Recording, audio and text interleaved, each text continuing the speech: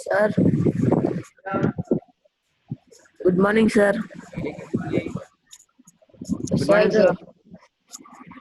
Sir वो जो notes भेजे थे ना आपने, यस सर वो तो आधे ही सर, उसके आगे वाले नोट्स साइनिंग मोड के रहते हैं सर वो आप कब तक भेजोगे? तो भेज दें। Okay sir.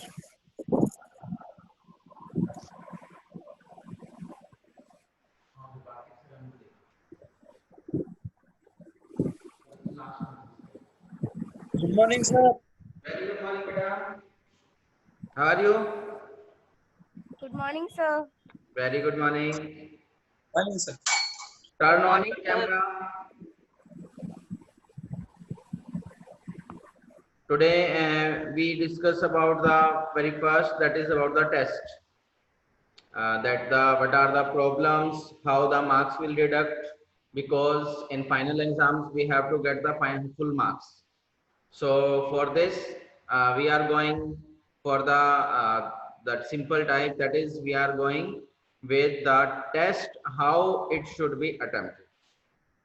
Okay, and then we are moving for our next chapter. That next chapter we also start from the chemistry, because we have done a lot about the valency and formation of compounds, because carbon compounds में maximum chapter cut चुका है. So it is very easy, and within 3 to 5 days we will finish this chapter. 5-6 days में बहुत easily finish हो जाएगा. So हम इसको कोशिश करेंगे ताकि सबसे पहले जो chemistry हमारा flow बना हुआ है उसको हम finish कर दें chapters, and then we will start for the biology and then for the physics. Okay, because we have to now take speed to complete our all chapters.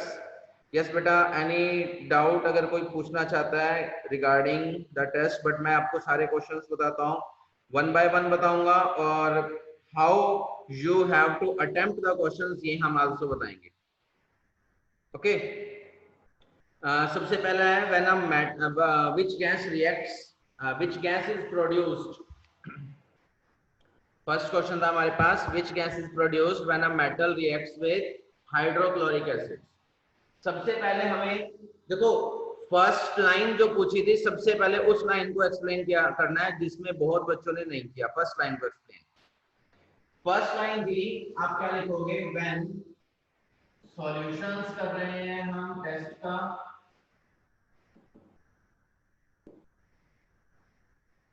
Answer first line क्या लिखोगे, when metal reacts with dilute sulfuric acid. When metal reacts with dilute sulfuric acid, then hydrogen gas is obtained or hydrogen gas is produced. This is about the very first answer. Okay, सबसे पहले हमने ये बात बता दी. इसके बाद second कहता है, सेकंड इसी के अंदर है, write the reaction when iron reacts with sulfuric acid. कहता है write the reaction when iron reacts with sulfuric acid. अब सेकंड रिएक्शन लिखनी है, लेकिन उससे पहले आप उसको एक्सप्लेन जरूर करोगे in the next line. when iron reacts with sulfuric acid,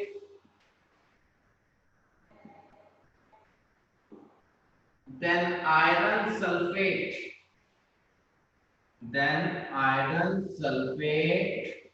and hydrogen gas is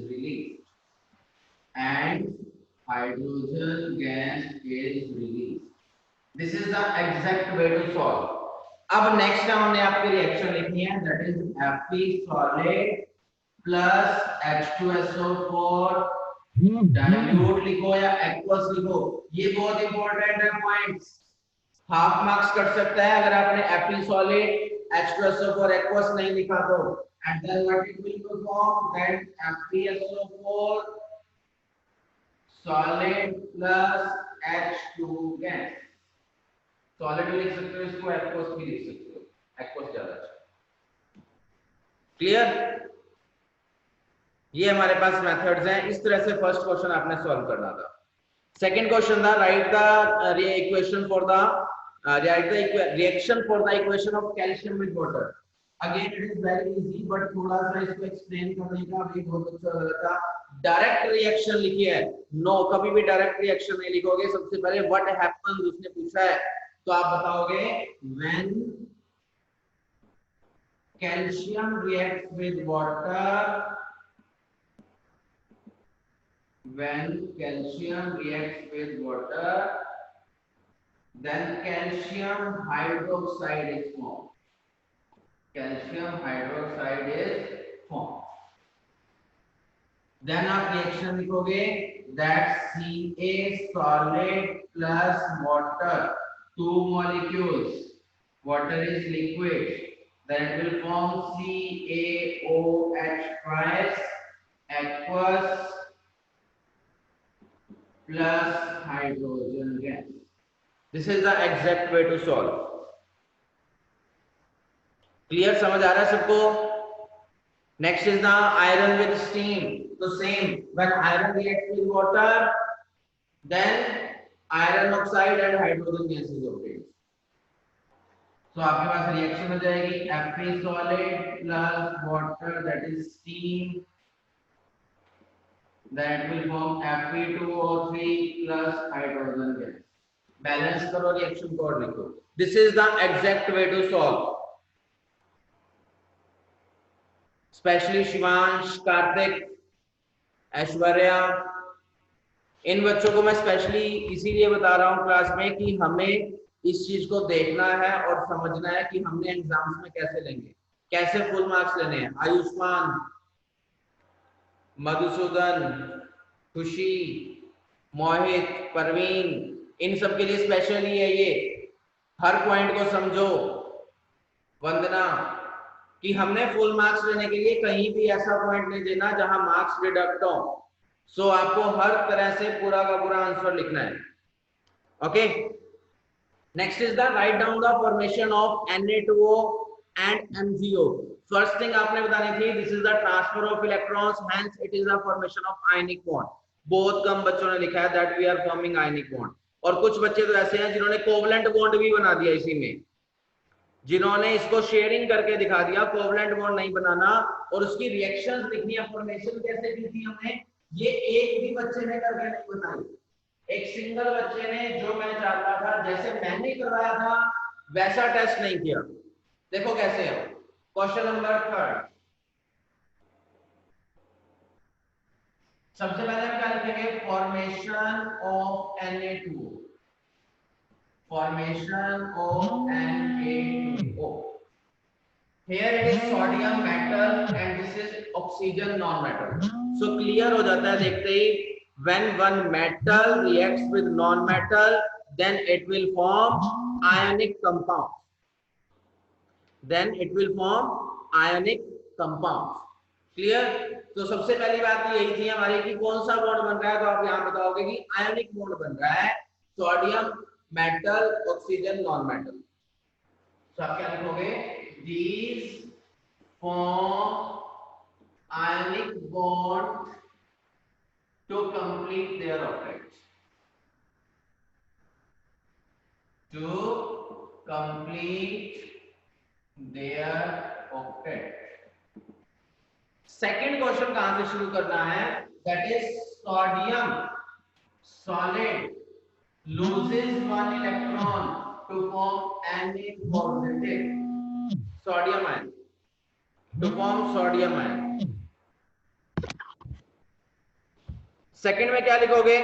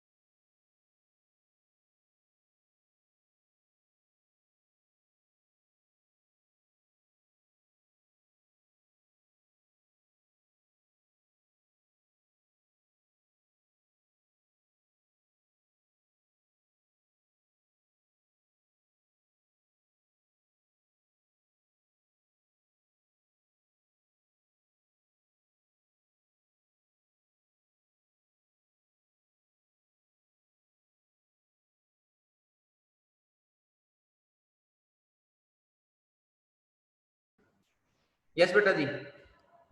तो मैं बता रहा था that is sodium loses one electron to form sodium ion. Second step में क्या लिखोगे, oxygen gaseous form accepts 2 electron to form O2 negative. After this you will do the third term, that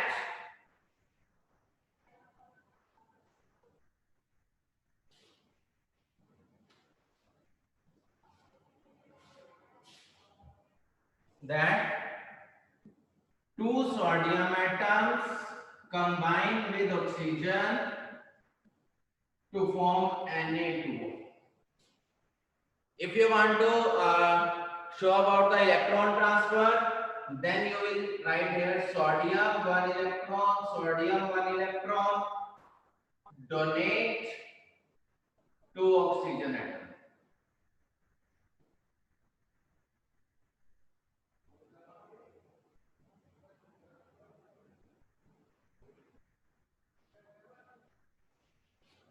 Clear? So this is the formation of ionic compound.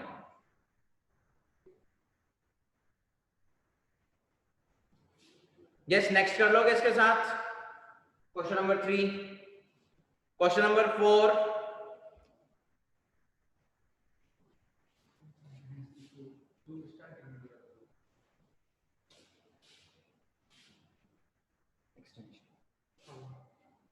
Question number 4 कौन सा था हमारा next? एक minute, that is about the difference between metal and non metal. It is very easy, सबका सही था, that is correct, no problem. Yes, question number 5। Question number 5 में कुछ प्रॉब्लम्स रही हैं। फर्स्टली बेटा this question is of 3 marks, तो ये बहुत इंपॉर्टेंट क्वेश्चन है, इसको देखो कैसे एक्सप्लेन करना था। सबसे पहले लिखोगे an element X on meeting with oxygen. इस तरह का कोई भी क्वेश्चन आता है तो आप इसको जरूर बताओगे, पूरा कैसे करके बताना है वो देखो। An element X on reacting with oxygen to form oxide, this oxides in water and turn blue litmus to red.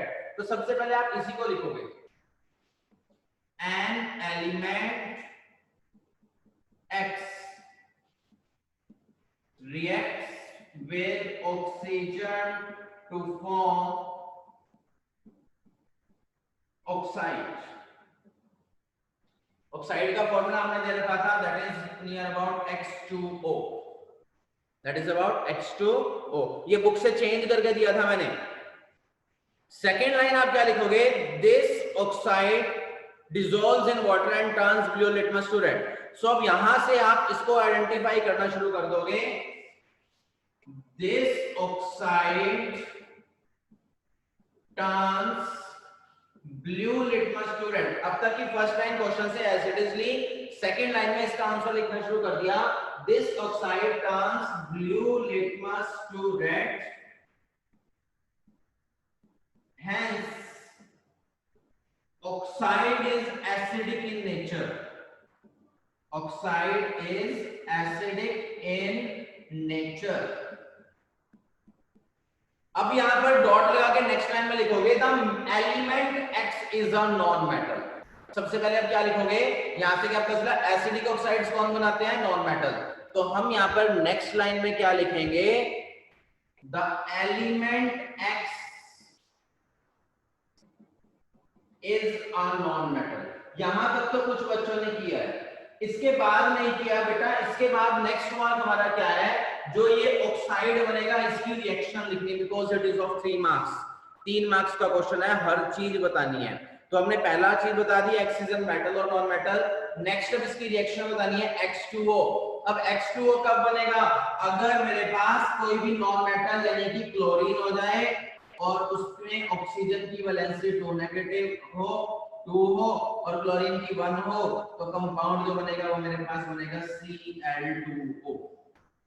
क्या बन जाएगा, Cl2O, क्लोरीन Cl2O। यस, अब आप यहां लिखोगे the oxide formed is Cl2O। The oxide is Cl2O, and now you have to write the reaction. अब आप reaction पे चलोगे, बट रिएक्शन पे Cl2 plus O2 will form Cl2O, reaction balance कर दोगे। नेक्स्ट अब इसका हाइड्रोक्साइड भी बना के दिखाओगे रिएक्शन में, that Cl2O plus water will form ClOH. Will form ClOH. This is the hydroxide of chlorine. ये है कंप्लीट। जब तक रिएक्शन नहीं लिखोगे सामने वाले को पता नहीं लगेगा कि आपने कैसे किया। आंसर निकाल दिया तो सिर्फ 1 या 2 मार्क्स मिलेंगे। Next question are very easy. Next question एक हमारे पास क्या था, that name two metals which displace hydrogen from dilute acids, that is any two metals which are above hydrogen in the reactivity series, that is iron, aluminium, zinc and sodium, potassium, magnesium, aluminium, calcium, जितने मर्जी लिख सकते थे। Okay, and which are non reactive, which don't react, that are the silver, gold, copper, mercury. ठीक है, tin, platinum भी इसी में आ जाएगा। प्लेटिनम, पैलेडियम, ये अनरिएक्टिव मेटल्स हैं। क्लियर बेटा? एनी टेस्ट में डाउट है तो आप मेरे को अनम्यूट करके पूछ सकते हो अगर किसी को कोई भी डाउट लग रहा है। बट नेक्स्ट टाइम मेरे टेस्ट में परफेक्टनेस होनी चाहिए। 1 से 2 बच्चे ऐसे हैं जिनका टेस्ट कम दिख रहा है, मिस्टेक्स ज्यादा दिख रही हैं। सर्कल लगा लगा के पेपर पे लिखा, फिर सर्कल लगा दिया, उसको काला कर दिया। तो बेटा जी नीटनेस एंड क्लीनिनेस भी बहुत जरूरी है एग्जाम पॉइंट ऑफ व्यू से। सो थोड़ा सा इस चीज का पूरा ध्यान रखोगे, नेक्स्ट टाइम पे ऐसी मिस्टेक्स ना हो। और हम अब नेक्स्ट चैप्टर पे चलते हैं, that is about the carbon and it's compounds.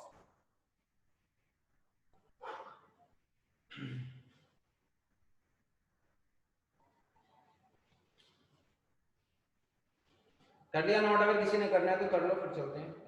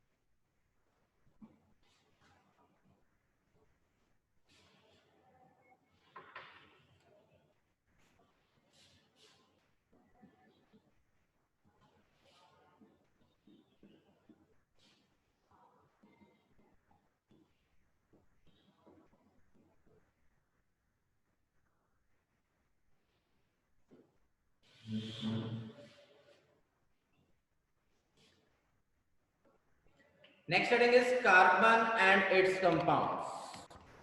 Very easy chapter.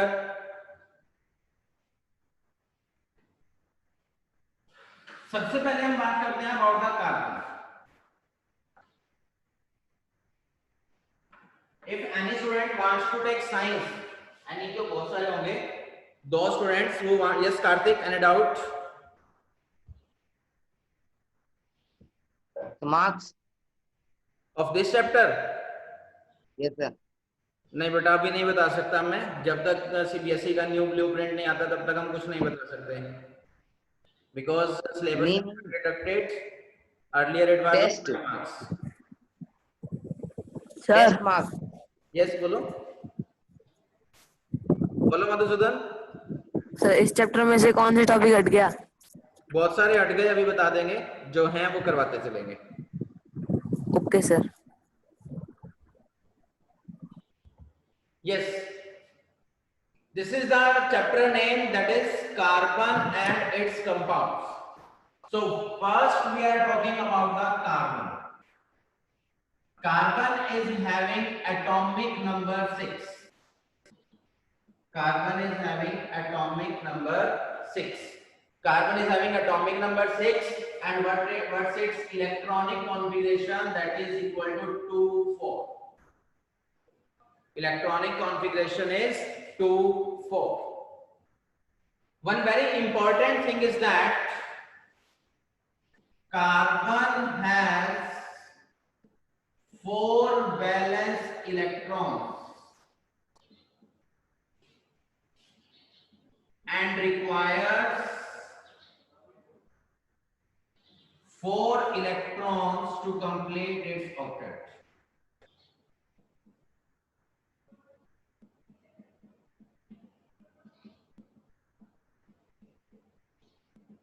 And requires 4 electrons to complete its octet.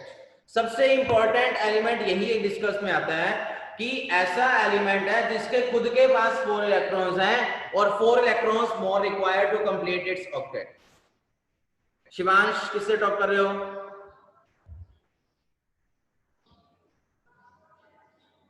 Focus है. Okay, after then we are coming how it can form bonds. Now it has 4 electrons. The first tendency may be it can gain 4 electron or it can lose 4 electrons. It can gain or lose 4 electrons to complete octet. ये या तो 4 electron gain करना चाहिए या 4 electron lose करना चाहिए, but both ही नहीं कर पाता. Reason because it is very difficult to lose electron after one after after after and after. मतलब एक के बाद एक इलेक्ट्रॉन देना बहुत ही मुश्किल हो जाता है. कैसे हो जाता है इसकी बात देखिए. मैंने भी बताया कार्बन के पास 6 इलेक्ट्रॉन्स हैं, तो पॉजिटिव में कितना होगा? 6 यूनिट पॉजिटिव चार्ज. सबसे पहले आपको ये पता होना चाहिए जितना उसके ऊपर सेंटर में न्यूक्लियस पे पॉजिटिव है वो कितना चार्ज होता है, that is equal to its atomic number. So carbon के न्यूक्लियस में कितना पॉजिटिव चार्ज है? 6 यूनिट पॉजिटिव चार्ज.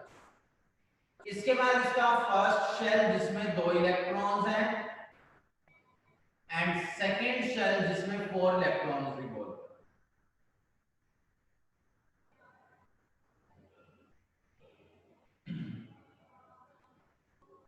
अब एक बहुत इंपॉर्टेंट टर्म आती है, फर्स्ट इलेक्ट्रॉन में लूज करवाना चाहता हूं इसका. यहां पे सेंटर पे 6 यूनिट पॉजिटिव चार्ज है. फर्स्ट इलेक्ट्रॉन लूज होने के बाद कितने इलेक्ट्रॉन्स रह जाएंगे? सेंटर में पॉजिटिव पे उतना ही 6 यूनिट पॉजिटिव चार्ज. सेंटर में कितना positive? 6 unit. First outermost shell में भी 2 इलेक्ट्रॉन्स हैं.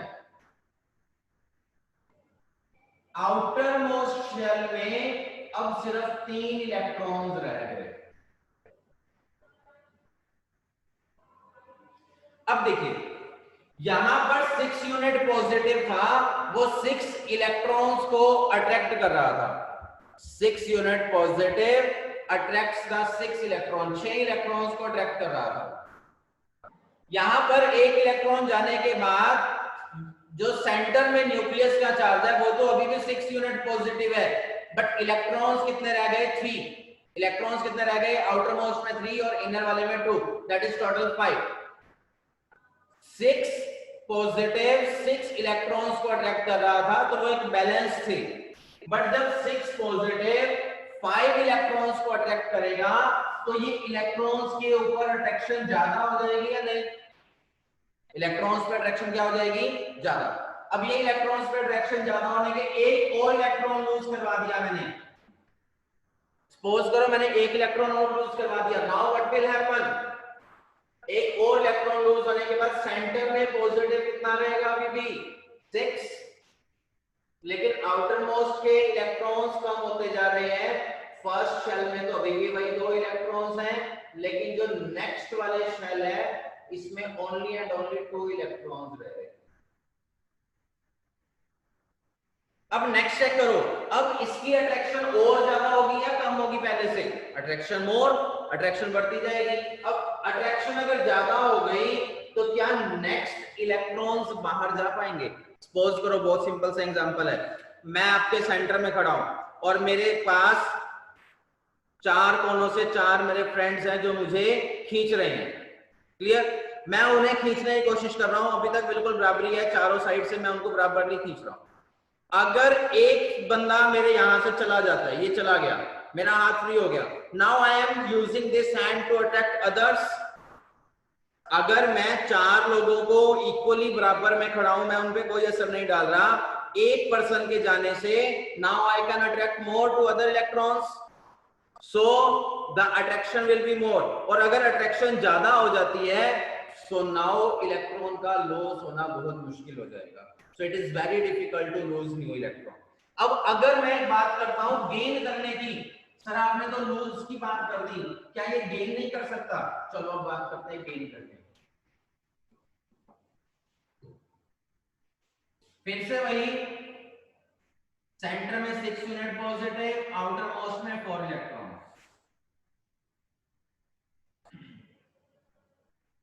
आउटर मोस्ट में 4, उससे अंदर वाले में 2,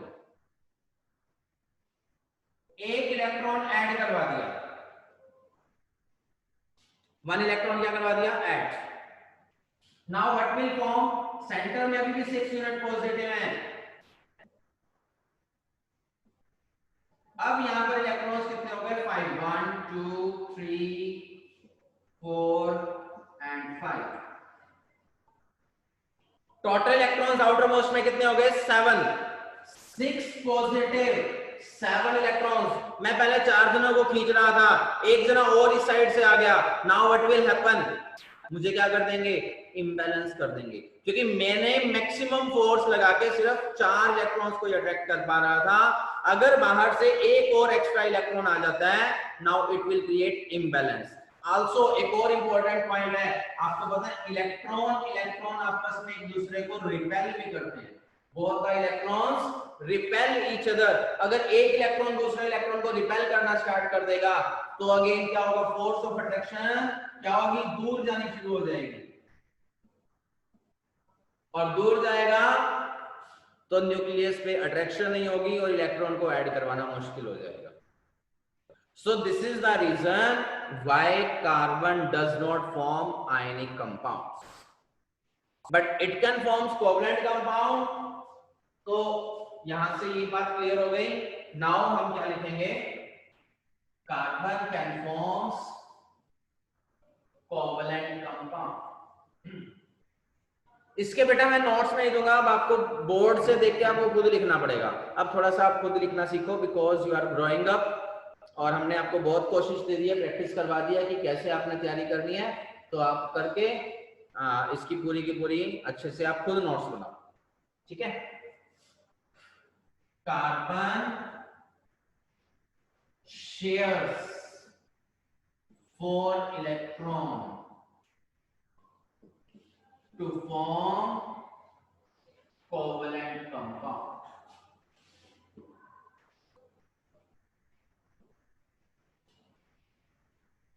तो वैलेंसी कितनी हो गई इसकी? 4।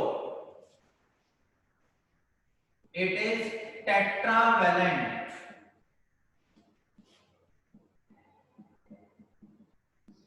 It is tetravalent in nature.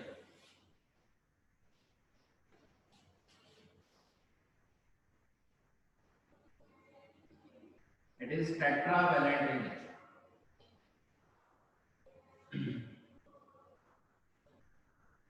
All the living structures, very important बात जो बताने जा रहा हूं, all the living beings are the carbon based. अगर हमारे पास कार्बन ना हो, then we will not exist. हम एग्जिस्ट नहीं कर सकते विदाउट कार्बन। क्यों? क्योंकि हमारी जो बॉडी बनी है वो किससे बनी है? सेल्यूलोज से, जो किसका कंटेंट है? कार्बन का। सेल्यूलोज किसका कंटेंट है? कार्बन का। और देखो वुड किससे बनी है? कार्बन से। अगर कार्बन नहीं होगी या कार्बन डाइऑक्साइड गैस नहीं होगी, तो इस पूरे अर्थ पे एग्जिस्टेंस ही नहीं है हमारा। क्यों नहीं है? Because this carbon dioxide is absorbed by trees, which releases oxygen, which releases wood. Wood on burning again produce carbon dioxide. This is the carbon cycle. This is known as the carbon cycle. ये पूरा का पूरा carbon cycle है, and very important is this. Carbon cycle is very important.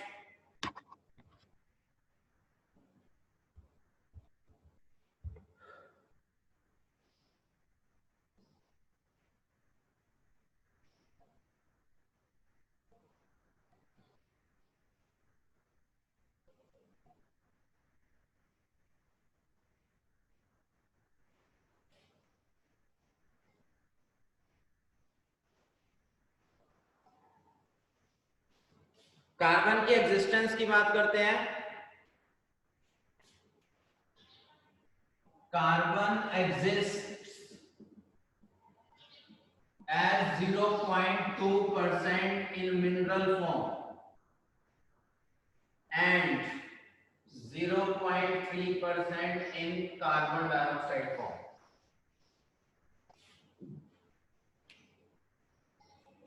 0.2% में all, 0.2% में all compounds of जैसे carbon, diamond, graphite, carbon earth crust में मिले, किसी के साथ कंपाउंड्स की फॉर्म में मिले, मीथेन गैस मिले, petroleum, all are in the form of minerals, that is 0.2%, and in 0.3% in our atmosphere as carbon dioxide gas.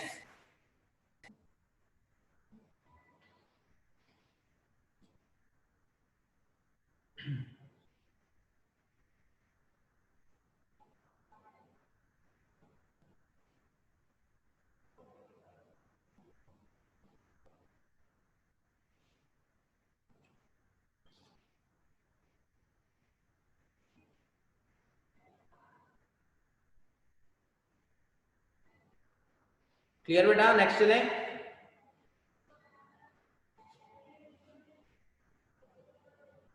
Now one very important property of carbon. Now one very important property of carbon, that is known as catenation.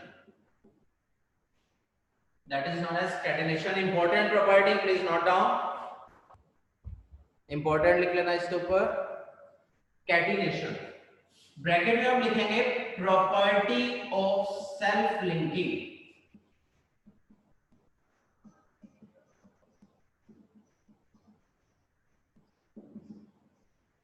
Property of self linking. Property ये मत समझना जी मकान आ गए, मकान बना ले, जमीन ले ले, that is the property, my property.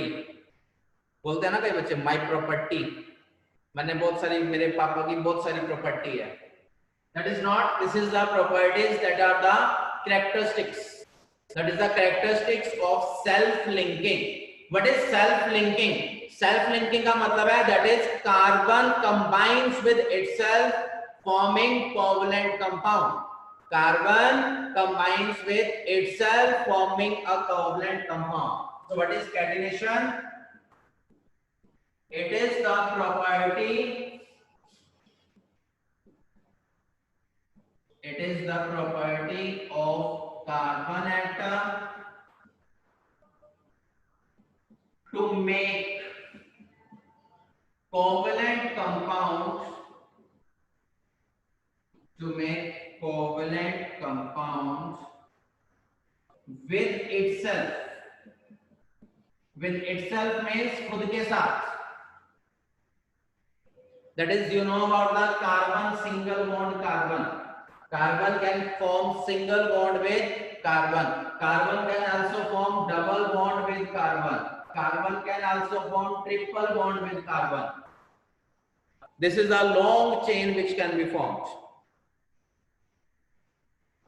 After then we are talking about the graphite diamond, structure of diamond. मैं थोड़ा सा diamond का structure बताता हूँ, फिर आपको ये पता चलेगा कि कार्बन अपने जैसे एटम्स के साथ कैसे लिंक हो रहा है. इधर देखो, लिसन है. This is one carbon atom. This is one carbon atom. This can form 4 bonds because because there are 4 electrons, so 4 bonds.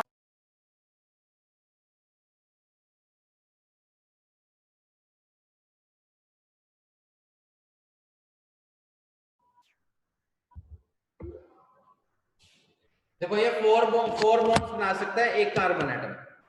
तो एक कार्बन है इस कार्बन के साथ, नेक्स्ट कार्बन, इस सेंटर वाले कार्बन ने अपने जैसे 4 कार्बन एटम के साथ सिंगल बॉन्ड बना लिया।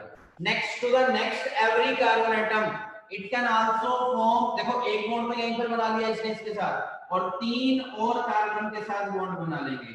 हर कार्बन अपने जैसे 3 के साथ और बनाता रहेगा और एक बॉन्ड तो पूरा एग्जिस्ट ही करता है। फर्दर अगेन जितने मर्जी कार्बन के साथ अटैच कर सकते हो करते जाना। This is the structure of diamond.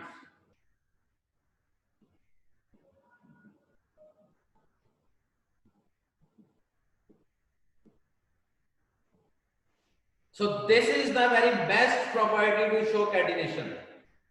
This is the best property to show catenation. लोगों सर जी पता नहीं ये कौन से मोर के पंख बना दिए। This is the carbon bond with carbon, carbon bond with carbon, carbon bond with carbon. This property is known as the catenation property. So this is all for the today.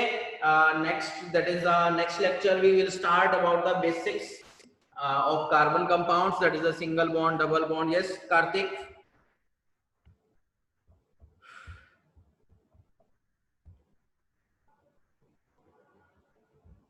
So yesterday's marks. Yesterday marks, your test has not been checked. I have checked many tests and sent as such as possible. So if as I get my time today, I will send your marks. Okay. Anything else?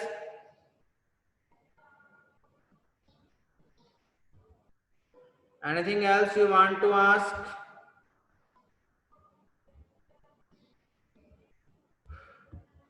Yes, beta Khushi.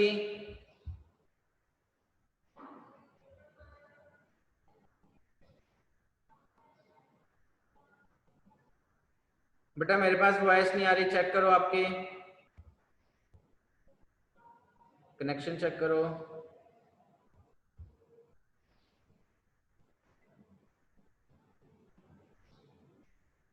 नहीं आ रही बेटा अभी भी। Headphones remove करके बोलो।